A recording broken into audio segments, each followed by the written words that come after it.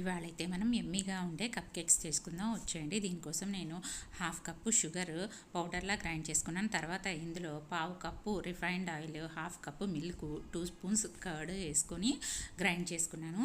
ఇందులోనే ఒక కప్పు మైదా, ఒక spoon baking powder, half spoon baking powder వేసుకొని ఒకసారి గ్రైండ్ చేసుకున్నాను. ఈ కన్సిస్టెన్సీ వస్తుంది. తర్వాత మనం జీడిపప్పు, బాదం పప్పు, కిస్మిస్ అన్నీ సన్నగా చాప్ చేసుకొని ఇందులో వేసుకొని మిక్స్ చేసుకోవాలి.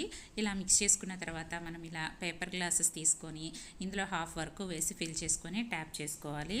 ఇందులోనే పైన గార్నిషింగ్కి చాకో చిప్స్, స్ప్రింక్లర్స్ వేసుకొని నేనైతే ఇలా డెకరేట్ చేసుకున్నాను. ఈ విధంగా డెకరేట్ చేసుకున్న తర్వాత మనం ఓవెన్లో బేక్ మోడ్లో పెట్టి బేక్ చేసుకుంటే మనకి ఎంతో టేస్టీ అయిన కప్ కేక్స్ అయితే రెడీ అయిపోతాయి. నేనైతే ఇవి మా బాబు బర్త్డే కోసం చేశాను. ఎంతో కలర్ఫుల్గా, ఎమ్మీగా, టేస్టీగా వాడైతే ఎంతో ఎంజాయ్ చేశాడు. ప్లీజ్